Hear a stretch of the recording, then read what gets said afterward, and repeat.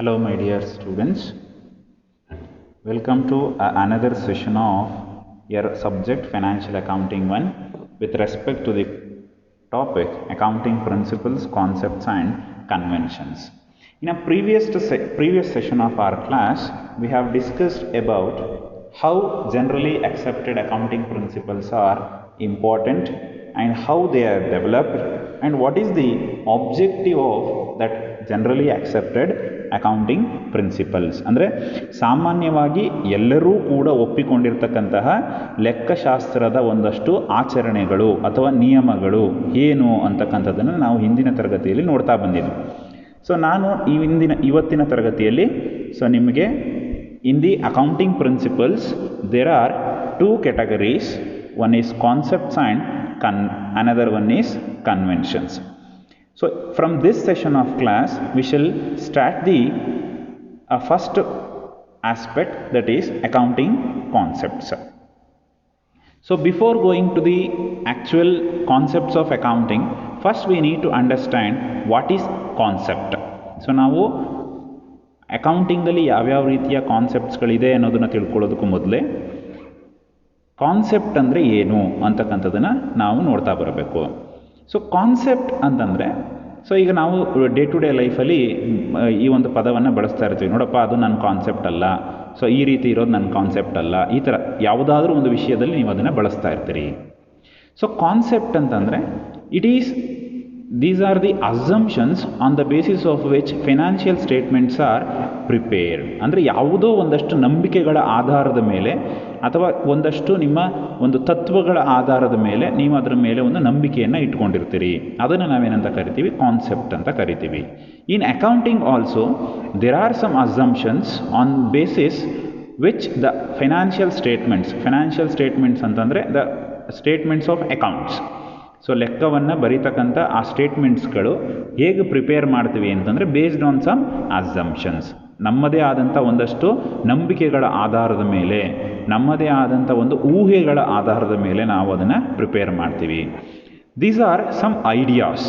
ನಮ್ಮ ಒಂದು ಪ್ರಾಕ್ಟೀಸಲ್ಲಿ ಇರ್ತಕ್ಕಂಥ ಒಂದಷ್ಟು ಐಡಿಯಾ, ಥಾಟ್ಸ್, ಅಂದರೆ ಜಾಗತಿಕ ಮಟ್ಟದಲ್ಲಿ ಎಲ್ಲರೂ ಕೂಡ ಈ ಒಂದು ಐಡಿಯಾನ ಯೂನಿವರ್ಸಲಾಗಿ ಅಪ್ಲೈ ಮಾಡ್ಕೋಬೋದು. ಆ ರೀತಿಯಾದಂಥ ಒಂದಷ್ಟು ಐಡಿಯಾಗಳನ್ನು ಕಾನ್ಸೆಪ್ಟ್ ಅಂತಕ್ಕಂಥದ್ದು ಒಳಗೊಂಡಿರುತ್ತೆ. The another aspect of your principles is conventions. Conventions are derived by usage and practice. Conventions need not to have a universal application. ಏನಿದು ಕನ್ವೆನ್ಷನ್ಸ್ ಅಂತಂದರೆ, conventions are a tradition and customs. ನಮ್ಮದೇ ಆದಂತಹ ಒಂದಷ್ಟು ಸಾಂಪ್ರದಾಯಿಕವಾಗಿ ಬಂದಂತಹ ಆಚರಣೆಗಳು. ಉದಾಹರಣೆಗೆ ತಗೊಳ್ಳೋದಾದರೆ, ನಮ್ಮ ಒಂದು ದಿನನಿತ್ಯದ ಜೀವನವನ್ನು ನಾವು ಉದಾಹರಣೆಗಾಗಿ ತಗೊಳ್ಳೋದಾದರೆ, ದ ಇಸ್ಲಾಮಿಕ್ ಕಮ್ಯುನಿಟಿ ಪೀಪಲ್ ಅಂದರೆ ಒಂದು ಇಸ್ಲಾಂ ಧರ್ಮೀಯರು, ಅವರಲ್ಲಿ ಹೆಣ್ಣು ಮಕ್ಕಳು ಬುರ್ಕಾ ಧರಿಸ್ತಕ್ಕಂಥದ್ದು ಅವರ ಸಂಪ್ರದಾಯ ಅಲ್ವಾ?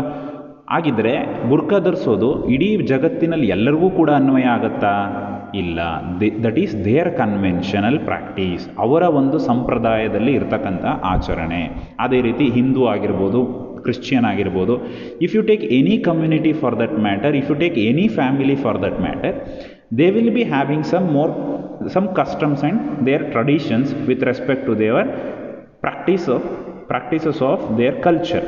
ಅವರ ಒಂದು ಕಲ್ಚರಲ್ಲಿ ಅವ್ರದ್ದೇ ಆದಂಥ ಒಂದಷ್ಟು ವ್ಯತ್ಯಾಸಗಳಿದೆ. ಅದೇ ರೀತಿ ಅಕೌಂಟಿಂಗಲ್ಲೂ ಕೂಡ there are some conventional practices. ಹಿಂದಿನ ಕಾಲದಿಂದ ಬೆಳೆದು ಬಂದಿರತಕ್ಕಂತಹ ಸಾಂಪ್ರದಾಯಿಕ ಬರವಣಿಗೆಯ ಆಚರಣೆಗಳು.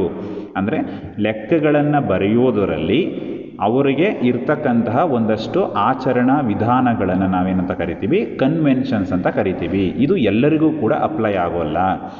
ಉದಾಹರಣೆಗೆ ತಗೊಳ್ಳೋದಾದರೆ, if you take the example of Marwadis.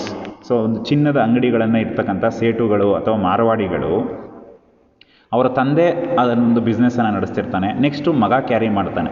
ತಂದೆ ಯಾವ ರೀತಿ ಲೆಕ್ಕಗಳನ್ನು ಬರೀತಿದ್ನೋ, ತಂದೆ ಯಾವ ರೀತಿ ಆ ಒಂದು ಬುಕ್ಸ್ ಆಫ್ ಅಕೌಂಟ್ಸನ್ನು ಮೇಂಟೈನ್ ಮಾಡ್ತಿದ್ನೋ, ಅಥವಾ ತಂದೆ ಯಾವ ರೀತಿ ಅದನ್ನು ಲೆಕ್ಕಗಳನ್ನು ಬರೀತಕ್ಕಂಥ ವಿಧಾನವನ್ನು ಬಳಸ್ತಿದ್ನೋ, ಆ ಮೆಥಡಲ್ಲಿ ಮಗನೂ ಬಳಸ್ಕೊಂಡು ಹೋಗ್ತಾನೆ.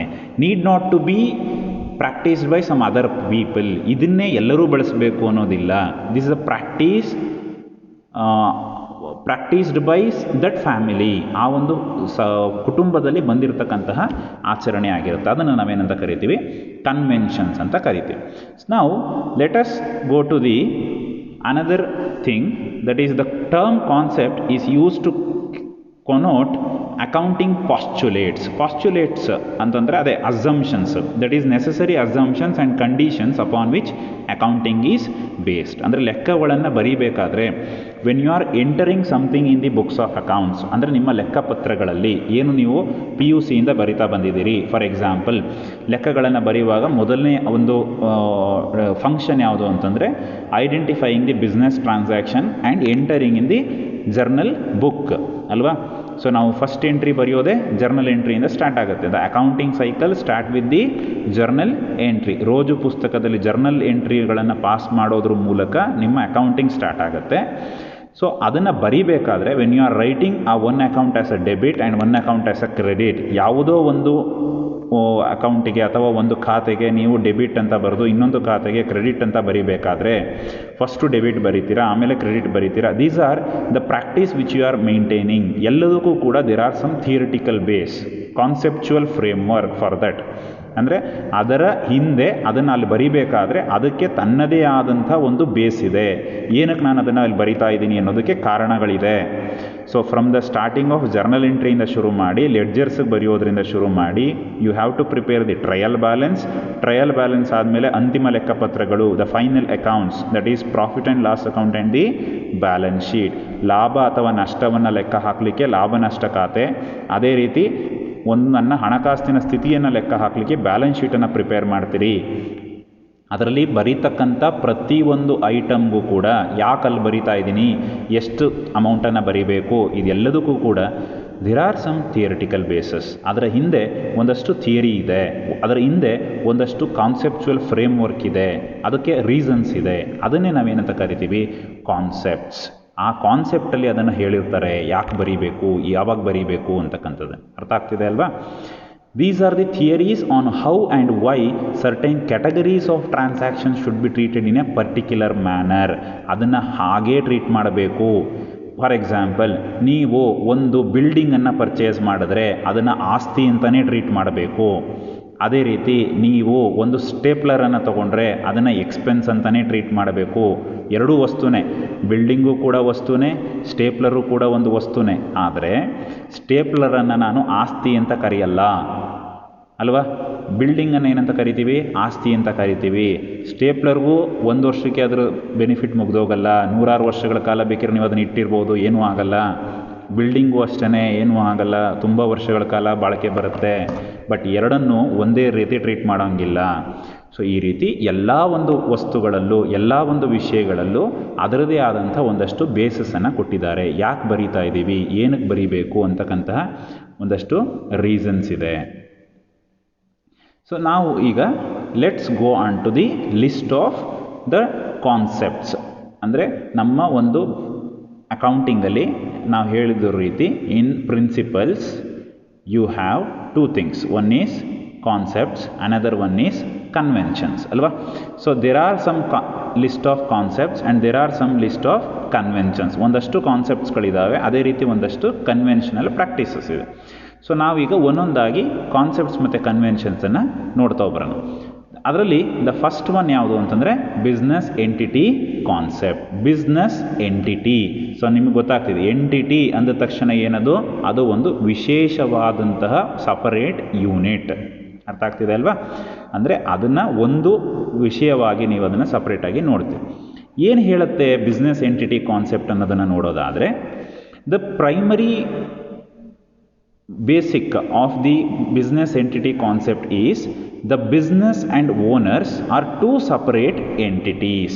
ಏನು separate entities ಅಂತಂದರೆ, for example, you will be starting a business by investing your money. You are an investor. ನೀವು ಇದು investor and you are starting your business. ನಿಮ್ಮ ಒಂದು ಬಿಸ್ನೆಸ್ಸನ್ನು ಸ್ಟಾರ್ಟ್ ಮಾಡ್ತಾ ಇದ್ದೀರಾ by investing some money and the investment. ಒಂದಷ್ಟು ದುಡ್ಡನ್ನು ಹಾಕಿ ನಾನು ಒಂದು ಬಿಸ್ನೆಸ್ಸನ್ನು ಶುರು ಮಾಡ್ತಾ ಇದ್ದೀನಿ. ಬಿಸ್ನೆಸ್ಸನ್ನು ಶುರು ಮಾಡಿದಾಗ you are separated from that business.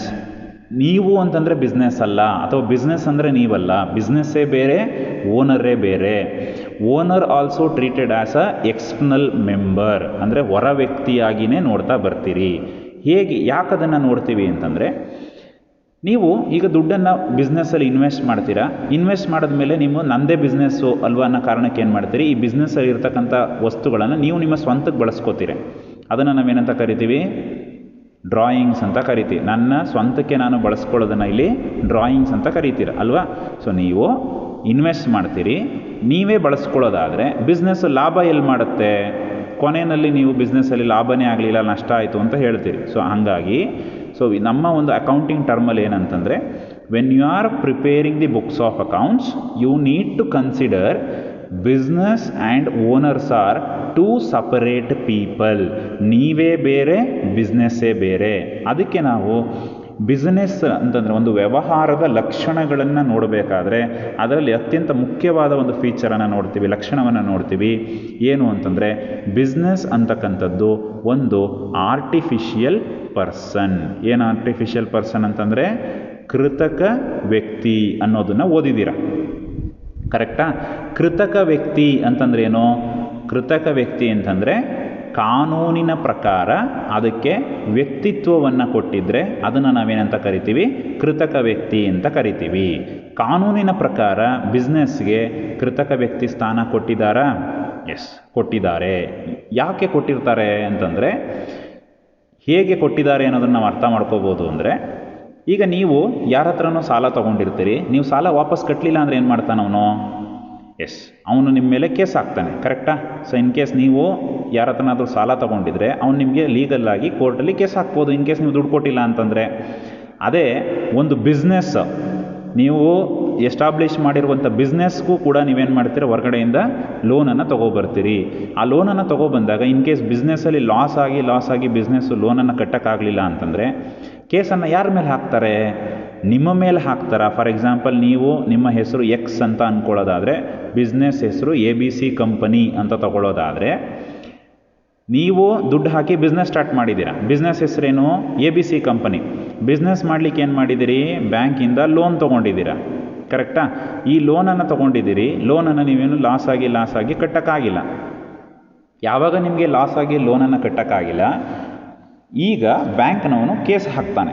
ಯಾರ ಮೇಲೆ ಕೇಸ್ ಹಾಕಬೇಕು ಬ್ಯಾಂಕ್ನವನು? ಎಸ್, ನಿಮ್ಮ ಮೇಲೆ ಕೇಸ್ ಹಾಕಿದ್ರೆ ಏನಾಗುತ್ತೆ? ನೀವೇನು ಹೇಳ್ತೀರಿ, ನಾನೆಲ್ಲ ಸಾಲ ಮಾಡಿರೋದು, ಬಿಸ್ನೆಸ್ ಸಾಲ ಮಾಡಿರೋದು. So he should put a case on ABC company. ABC company ಮೇಲೆ ಕೇಸ್ ಹಾಕಿದ್ರೆ ABC ಕಂಪನಿ ಬಿಲ್ಡಿಂಗ್ ಹೋಗ್ಬಿಟ್ಟು ಕೋರ್ಟಲ್ಲಿ ನಿಂತ್ಕೊಳ್ಳುತ್ತಾ? No, the representative of the ABC company, ಯಾರು? ನೀವಾಗಿರ್ಬೋದು, ಅಥವಾ ಕನ್ಸರ್ನ್ಡ್ CEO ಮ್ಯಾನೇಜಿಂಗ್ ಡೈರೆಕ್ಟರ್ ಯಾರಿರ್ತಾರೆ ಅವ್ರು ಹೋಗ್ತಾರೆ. ಬೈ ರೆಪ್ರೆಸೆಂಟಿಂಗ್ ದಟ್ ಕಂಪನಿ, ಆ ಕಂಪನಿನ ರೆಪ್ರೆಸೆಂಟ್ ಮಾಡಿ ಹೋಗ್ತಾರೆ. ಅವ್ರು ಪರ್ಸ್ನಲ್ಲಾಗಿ ಅವ್ರ ಮೇಲೆ ಕೇಸ್ ಅಂತ ಹೋಗಲ್ಲ, ಕಂಪ್ನಿ ಮೇಲೆ ಕೇಸ್ ಹಾಕಿದೆ ಅಂತ ಹೋಗ್ತಾರೆ. ಅದಕ್ಕೆ ಬೆಸ್ಟ್ ಎಕ್ಸಾಂಪಲ್ ಅಂತಂದರೆ ವಿಜಯ್ ಮಲ್ಯನ ಕೇಸನ್ನು ಈಗೆಲ್ಲರೂ ಕೂಡ ನೀವು ಕೇಳಿದ್ದೀರ ಅಲ್ವಾ? ವಿಜಯ್ ಮಲ್ಯನ ಕೇಸಲ್ಲಿ ವಿಜಯ್ ಮಲ್ಯ ಸಾಲ ಮಾಡಿದ್ದಾನೆ ಅಂತ ಹೇಳ್ತಾ ಇರೋದಾ, ಅಥವಾ ವಿಜಯ್ ಮಲ್ಯನ ಕಂಪನಿ ಸಾಲ ಮಾಡಿದ್ದಾರೆ ಅಂತ ಹೇಳ್ತಾ ಇರೋದಾ? ಮೀಡಿಯಾದಲ್ಲಿ ಅನ್ನಿಸ್ತಾ ಇರೋದೇನು, ವಿಜಯ್ ಮಲ್ಯ ಸಾಲ ಮಾಡಿದ್ದಾನೆ ಅಂತ. ಬಟ್ ವಿಜಯ್ ಮಲ್ಯ ಅಲ್ಲ ಸಾಲ ಮಾಡಿರೋದು, ವಿಜಯ್ ಮಲ್ಯ ನಡೆಸ್ತಿದ್ದಂಥ ಕಂಪ್ನಿಗಳಿಗೆ ಬ್ಯಾಂಕ್ಗಳು ಸಾಲ ಕೊಟ್ಟಿದೆ, ಕಂಪ್ನಿಗಳು ಲಾಸ್ ಆಗಿ ಬ್ಯಾಂಕಿಗೆ ಸಾಲ ವಾಪಸ್ ಕಟ್ಟಿಲ್ಲ. ಸೊ ಕಂಪ್ನಿಗಳ ಮೇಲೆ ಬ್ಯಾಂಕ್ಗಳು ಕೇಸ್ ಹಾಕಿರೋದು. ಆ ಕಂಪ್ನಿ ಯಾರ ಒಡೆತನದಲ್ಲಿತ್ತು? ವಿಜಯ್ ಮಲ್ಯನ ಒಡೆತನದಲ್ಲಿತ್ತು ಅನ್ನೋದಷ್ಟೇ ಅಲ್ಲಿ ಇರ್ತಕ್ಕಂತಹ ವಿಶೇಷತೆ. ಅರ್ಥ ಆಗ್ತಿದೆ ಅಲ್ವಾ? ವಿಜಯ್ ಮಲ್ಯ ಮೇಲೆ ಕೇಸ್ ಹಾಕೋಕ್ಕಾಗಲ್ಲ. You can put a case on the company which is run by the Vijay Mallya. ಯಾವ ಕಂಪನಿ ಸಾಲ ತೊಗೊಂಡಿತ್ತು ಆ ಕಂಪನಿ ಮೇಲೆ ಕೇಸ್ ಹಾಕಿದ್ದಾರೆ. ಅಂದರೆ ಅದಕ್ಕೆ ನಾವೇನಂತ ಹೇಳ್ತೀವಿ ಇಲ್ಲಿ, owners are separated from business. ಬಿಸ್ನೆಸ್ಸಲ್ಲಿ ನೀವೇನು ಮಾಡ್ಕೋಬೇಕು, when you are writing a books of accounts, ನಿಮಗೆ ಬಹಳ ಕೇರ್ಫುಲ್ ಆಗಿರಬೇಕು.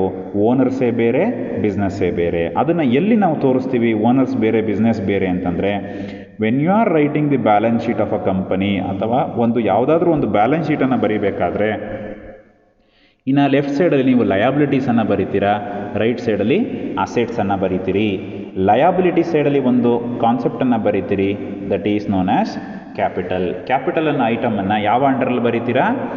ಲಯಬಿಲಿಟೀಸ್ ಕೆಳಗಡೆ ಬರೀತೀರಾ. ಲಯಬಿಲಿಟೀಸ್ ಅಂದ್ರೇನು? ಹೊಣೆಗಾರಿಕೆಗಳು. ಹೊಣೆಗಾರಿಕೆಗಳು ಅಂತಂದ್ರೇನು? ಕಂಪನಿ ಆ ಒಂದು ಬಿಸ್ನೆಸ್ಸು ಯಾರ್ಯಾರಿಗೆ ಎಷ್ಟೆಷ್ಟು ದುಡ್ಡನ್ನು ಕೊಡಬೇಕು ವಾಪಸ್ಸು ಅಂತಕ್ಕಂತಹ ಜವಾಬ್ದಾರಿ.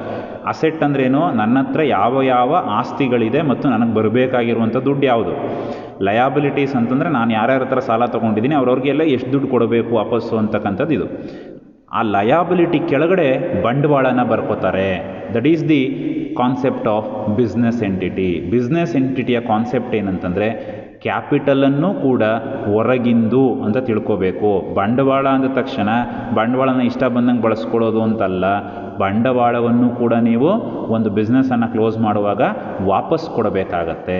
ಅದನ್ನೇ ನಾವೇನಂತ ಕರಿತೀವಿ, ಬಿಸ್ನೆಸ್ ಎಂಟಿಟಿ ಕಾನ್ಸೆಪ್ಟ್. ಅಂದರೆ ಬಿಸ್ನೆಸ್ ಎಂಟಿಟಿ ಕಾನ್ಸೆಪ್ಟ್ ಅಂತಂದರೆ the business and owners are separated. ಬಿಸ್ನೆಸ್ಸೇ ಬೇರೆ, ಓನರೇ ಬೇರೆ. ಓನರು ಮತ್ತು ಬಿಸ್ನೆಸ್ ಒಂದೇ ಅಲ್ಲ. Business is a artificial person created by law and the person who invest the money on the business is known as a owner. That's it. ಆ owner ಅದ್ರ ಮೇಲೆ ದುಡ್ಡು ಹಾಕಿದ್ದಾನೆ, ಬಟ್ ಅವ್ನಿಗೆ ವಾಪಸ್ ಕೊಡಬೇಕು ಅನ್ನುವ ಲಯಾಬಿಲಿಟಿ ಬಿಸ್ನೆಸ್ಗಿದೆ.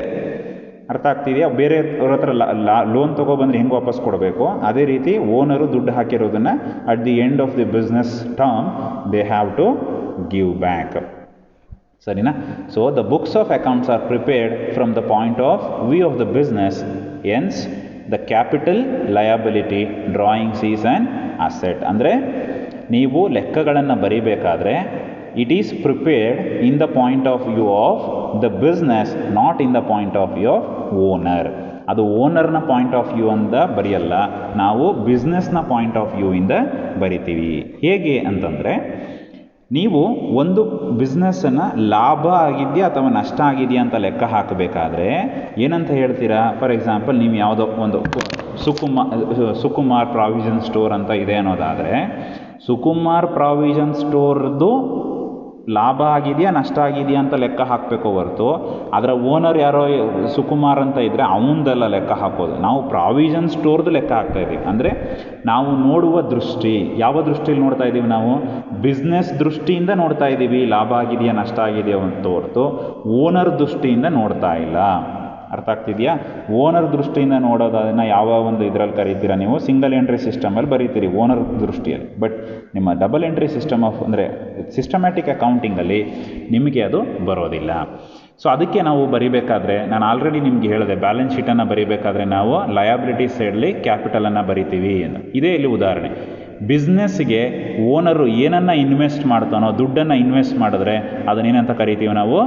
ಕ್ಯಾಪಿಟಲ್ ಅಂತ ಕರೀತೀವಿ. That is repayable to the owner. ಅಂದರೆ ಬಿಸ್ನೆಸ್ಸಿಂದ ಯಾರಿಗೆ ಹೋಗಬೇಕು ವಾಪಸ್? ಅದು ಓನರಿಗೆ ಹೋಗಬೇಕು. ಅದಕ್ಕೆ ಅದನ್ನೇನಂತ ಟ್ರೀಟ್ ಮಾಡ್ತಿದ್ದೀರಾ? ಲಯಾಬಿಲಿಟಿ ಅಂತ ಟ್ರೀಟ್ ಮಾಡ್ತಿದ್ದೀರಾ. ಅದೇ ರೀತಿ ಬಿಸ್ನೆಸ್ಸಿಂದ ಅವನು ಏನಾದರೂ ಬಳಸ್ಕೊಂಡ್ರೆ ಅದನ್ನು you are treating it as asset. ಅದನ್ನು ಅಸೆಟ್ ಅಂತ ಟ್ರೀಟ್ ಮಾಡ್ತೀರಿ. ಸೊ ನಾವು ಮಾಡ್ತಕ್ಕಂಥ ಒಂದು ಇದೇನು ಅಂದರೆ ಕ್ಯಾಪಿಟಲಿಂದ ಅದನ್ನು ಮೈನಸ್ ಮಾಡ್ಕೋತೀವಿ. ಡ್ರಾಯಿಂಗ್ಸನ್ನು ಮೈನಸ್ ಮಾಡ್ತೀವಿ ಅಂದರೆ it is considered as an asset. ಅಂದರೆ ಇದು ಇವ್ರಿಗೆ ವಾಪಸ್ ಬರಬೇಕು ಅಂತ. ಕ್ಯಾಪಿಟಲ್ಲು ಇವನು ಇನ್ವೆಸ್ಟ್ ಮಾಡಿದ್ದಾನೆ, ವಾಪಸ್ ಕೊಡಬೇಕು. ಡ್ರಾಯಿಂಗ್ಸು ಎಂಟಿಟಿ ಅಂದರೆ ಬಿಸ್ನೆಸ್ಸಿಂದ ಇವನು ತೊಗೊಂಡಿದ್ದಾನೆ, ವಾಪಸ್ ಅವ್ನು ಬಿಸ್ನೆಸ್ಸಿಗೆ ಕೊಡಬೇಕು ಅಂತ. ಅರ್ಥ ಆಗ್ತಿದೆಯಾ?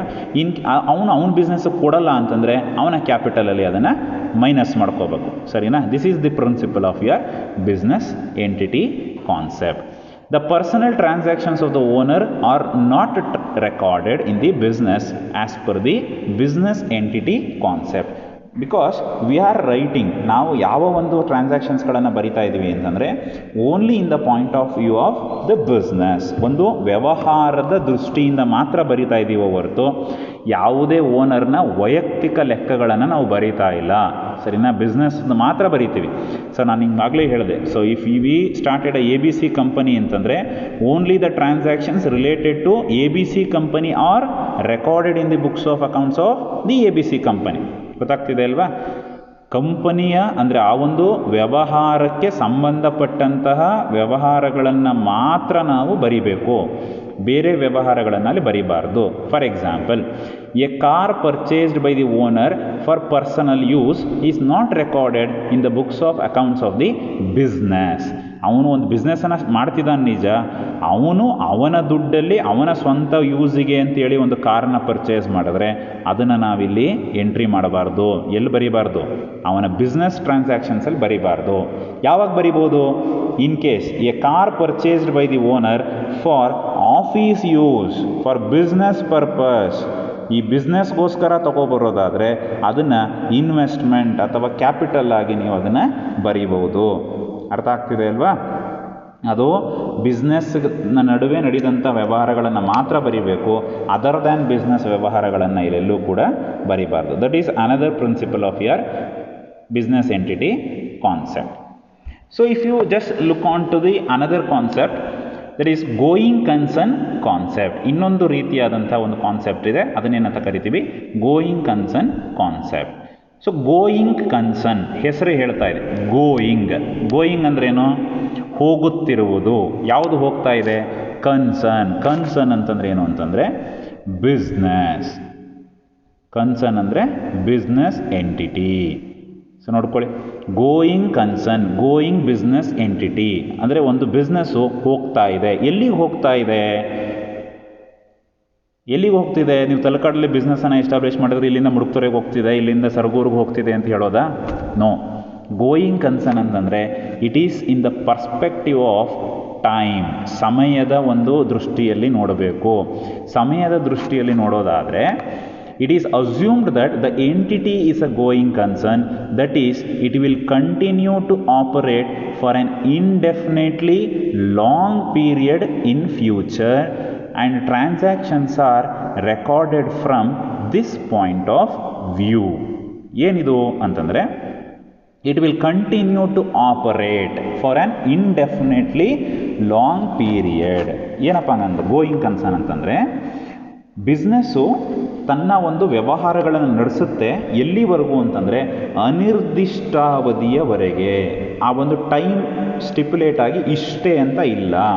That is to say, when you started a business, so ಒಂದು ಬಿಸ್ನೆಸ್ ಲೈಫನ್ನು ಒಂದು ಕಂಟಿನ್ಯೂಮ್ ಒಳಗಡೆ ತೊಗೊಬರೋದಾದರೆ ನೋಡ್ಕೊಳ್ಳಿ, ಒಂದು ಬಿಸ್ನೆಸ್ನ ಲೈಫ್ ಅಂತ ಅಂದ್ಕೊಳ್ಳಿ, ಇದನ್ನು ಜೀವನ ಅಂತ ಅಂದ್ಕೊಳ್ಳಿ, the life of the business.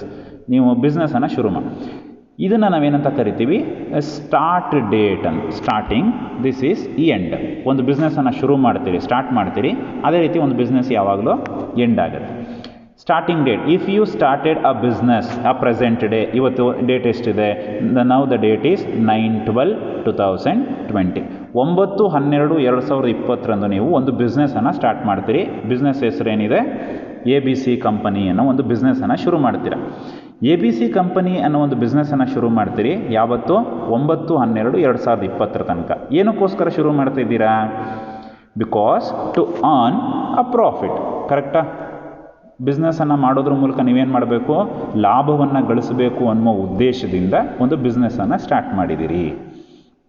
ಏನಪ್ಪ ಗೋಯಿಂಗ್ ಕನ್ಸರ್ನ್ ಕಾನ್ಸೆಪ್ಟ್ ಅಂತಂದರೆ, ಸ್ಟಾರ್ಟ್ ಮಾಡ್ತಾ ಇದ್ದೀರಾ ಬಿಸ್ನೆಸ್ನ, ಯಾವತ್ತು ಮುಗಿಯುತ್ತೆ ಬಿಸ್ನೆಸ್ಸು? ಸೊ ಶುರು ಮಾಡಬೇಕಾದ್ರೆ ನಾನು ಇಂಥ ದಿವಸ ಬಿಸ್ನೆಸ್ನ ಕ್ಲೋಸ್ ಮಾಡಬೇಕು, ನಾಳೆ ಕ್ಲೋಸ್ ಮಾಡಬೇಕು ಅನ್ನೋ ಉದ್ದೇಶದಿಂದ ನೀವೇನಾದರೂ ಬಿಸ್ನೆಸ್ಸನ್ನು ಸ್ಟಾರ್ಟ್ ಮಾಡ್ತೀರಾ? ಇಲ್ಲ. ನಾನು ಎಷ್ಟು ವರ್ಷಗಳ ಕಾಲ ಬಿಸ್ನೆಸ್ ಮಾಡಬೇಕು ಅಂತ ಅನ್ಕೋತೀನಿ, ಅದು ಗೊತ್ತಿಲ್ಲ. ಅನ್ನೋನ್, ಇನ್ಫೈನೈಟ್ ಪೀರಿಯಡ್ ಅಂದರೆ ನನಗೆ ಗೊತ್ತಿಲ್ಲ ಯಾವತ್ತು ನನಗೆ ಬಿಸ್ನೆಸ್ ನಡ್ಸೋಕ್ಕಾಗಲಿಲ್ಲ ಅಂದರೆ ನಾನು ನಾಳೆನೇ ಕ್ಲೋಸ್ ಮಾಡ್ಬೋದು, ಅಥವಾ 1 ವರ್ಷ ಬಿಟ್ಟು ಕ್ಲೋಸ್ ಮಾಡ್ಬೋದು, 10 ವರ್ಷ ಬಿರ್ಬೋದು, ಬಿಸ್ನೆಸ್ಸು 50 ವರ್ಷ ಇರ್ಬೋದು. You cannot predict the time frame of your business. ನಿಮ್ಮ ಒಂದು ವ್ಯವಹಾರದ ಅವಧಿಯನ್ನು ನೀವು ಫಸ್ಟೇ ನಿರ್ಧಾರ ಮಾಡಲಿಕ್ಕಾಗಲ್ಲ. ಸರಿನಾ?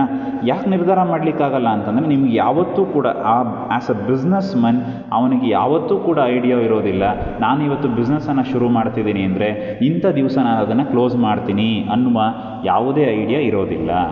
ಅರ್ಥ ಆಗ್ತಿದೆ ಅಲ್ವಾ? ಅದಕ್ಕೆ ಅವನು ಹೇಳ್ತಾನೆ, it is a going concern till the infinite period. ಅದು ಎಲ್ಲಿ ಕೊನೆ ಆಗುತ್ತೆ ಅಂತ ಗೊತ್ತಿಲ್ಲ, ಅನಿರ್ದಿಷ್ಟಾವಧಿಯವರೆಗೆ ಹೋಗ್ತಾನೇ ಇರುತ್ತೆ.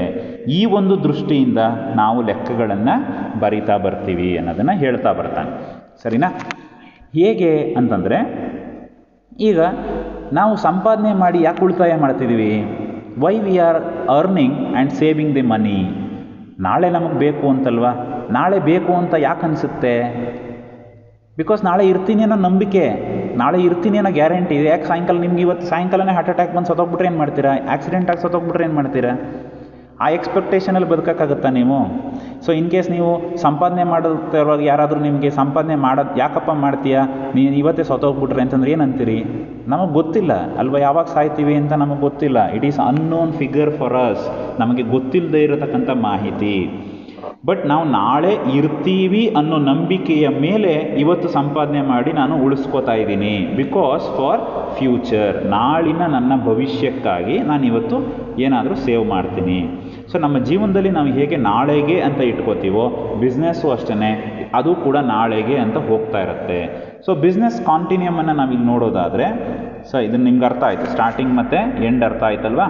ಸೊ ಇದನ್ನು ತಗೊಳ್ಳೋದಾದರೆ, again if you just take the continuum, ನಾವು ಒಂದು ಕಂಪನಿ ಅಥವಾ ಒಂದು ಬಿಸ್ನೆಸ್ಸನ್ನು ಇದು ಸ್ಟಾರ್ಟಿಂಗು, ಇದು ಎಂಡಿಂಗು ಈ ರೀತಿ ಇರುತ್ತೆ.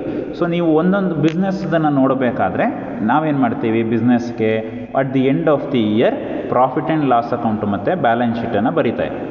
ವರ್ಷಕ್ಕೆ ಒಂದು ಬಾರಿ ನಾವು ಲಾಭ ಎಷ್ಟಾಗಿದೆ, ನಷ್ಟ ಎಷ್ಟಾಗಿದೆ, ನನ್ನ ಹಣಕಾಸಿನ ಸ್ಥಿತಿಗತಿ ಏನು ಅಂತ ಲೆಕ್ಕ ಹಾಕ್ತೀವಿ.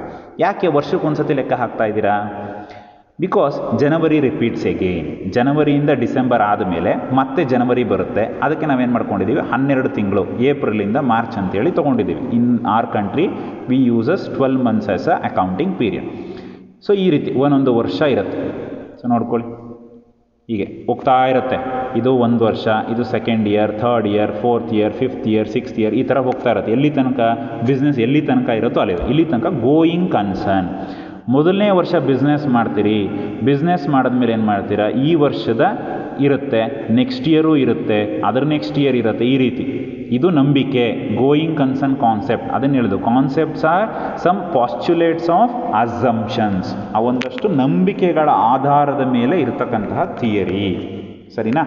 ಸೊ ಇದಕ್ಕೆ ನಾವು ಬೆಸ್ಟ್ ಎಕ್ಸಾಂಪಲನ್ನು ನಿಮ್ಮ ಬುಕ್ಸ್ ಆಫ್ ಅಕೌಂಟ್ಸಲ್ಲಿ ಕೊಡೋದಾದರೆ, ಯಾವುದು ಗೋಯಿಂಗ್ ಕನ್ಸರ್ನ್ ಕಾನ್ಸೆಪ್ಟ್ ಮೇಲೆ ಬರೀತಕ್ಕಂತಹ ವಿಧಾನ, the method which we follow based on the concept of going concern is, when you are writing any ledger, ಯಾವುದಾದರೂ ಒಂದು ಲೆಡ್ಜರನ್ನು ಬರೀಬೇಕಾದ್ರೆ ಈ ಕಡೆ ನೀವೇನು ಬರೀತೀರಿ, ಟು ಬ್ಯಾಲೆನ್ಸ್ ಬ್ರಾಡ್ ಡೌನ್, ಇಲ್ಲಿ ಬೈ ಬ್ಯಾಲೆನ್ಸ್ ಕ್ಯಾರಿ ಡೌನ್, ಸರಿನಾ?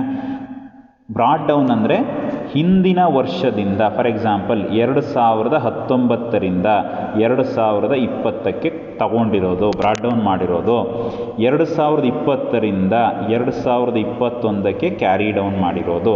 This is the view of your going concern. ಅಂದರೆ 2019ರಲ್ಲಿ ಲೆಕ್ಕ ಬರೀಬೇಕಾದ್ರೆ ನೀವು ಕ್ಯಾರಿ ಡೌನ್ ಮಾಡಿರೋದನ್ನು 2020ರಲ್ಲಿ ಬ್ರಾಡ್ ಡೌನ್ ಮಾಡ್ಕೋತಿದ್ದೀರಾ. ಯಾಕೆ? 2019ರಲ್ಲಿ ನೀವೇನು ಅಸಂಪ್ಷನಲ್ಲಿ ಕ್ಯಾರಿ ಡೌನ್ ಮಾಡಿದ್ರಿ, 2020ರಲ್ಲೂ ನನ್ನ ಬಿಸ್ನೆಸ್ ಇರುತ್ತೆ ಅನ್ನುವ ನಂಬಿಕೆಯ ಆಧಾರದ ಮೇಲೆ ಅದನ್ನು ಬರೋ ವರ್ಷಕ್ಕೆ ಅಂತ ಕಳಿಸಿದ್ರಿ. 2020ರಲ್ಲಿ ಮತ್ತೆ ಏನು ಬ್ಯಾಲೆನ್ಸ್ ಏನು ಮಾಡ್ತೀರಾ, 2021ರಲ್ಲಿ ಇರುತ್ತೆ ನನ್ನ ಬಿಸ್ನೆಸ್ಸು ಅನ್ನುವ ನಂಬಿಕೆಯ ಆಧಾರದ ಮೇಲೆ ಕಳಿಸ್ತೀರಾ. ಇದನ್ನೇ ನಾವು ಗೋಯಿಂಗ್ ಕನ್ಸರ್ನ್. 2019ರಲ್ಲಿ ಇತ್ತು, 2020ರಲ್ಲೂ ಇದೆ, 2021ರಲ್ಲೂ ಇರುತ್ತೆ. Business was there, business is exist and business will continue forever. ಅದನ್ನೇ ನಾವೇನಂತ ಕರಿತೀವಿ, ಒಂದು ಪ್ರಿನ್ಸಿಪಲ್ ಇದೆ, men may come men may go, I will continue forever. ಅರ್ಥ ಆಗ್ತಿದೆಯಾ? ಓನರ್ ಸತ್ತೋದ್ರೆ ಬಿಸ್ನೆಸ್ ಸತ್ತೋಗಲ್ಲ, ಬಿಸ್ನೆಸ್ ಹಾಗೇ ಇರುತ್ತೆ. It will be run by another owners, ಬೇರೆ ಗ್ರೂಪ್ ಆಫ್ ಓನರ್ಸಿಂದ ಅದು ಹೋಗುತ್ತೆ. ಜನ ಬರಲಿ, ಬರ್ತಾ ಇರಲಿ, ಹೋಗ್ತಾ ಇರಲಿ, ನಾನು ಮಾತ್ರ ಮುಂದೆ ಹೋಗ್ತಾನೇ ಇರ್ತೀನಿ ಅನ್ನೋದು ಗೋಯಿಂಗ್ ಕನ್ಸರ್ನ್ನ concept. This is for your today's session. And in next session I will continue with the money measurement concept. If you have any queries, you can just drop me a message in the WhatsApp or in the group which has been created for the discussion forum, and you can contact me personally also. Thank you students.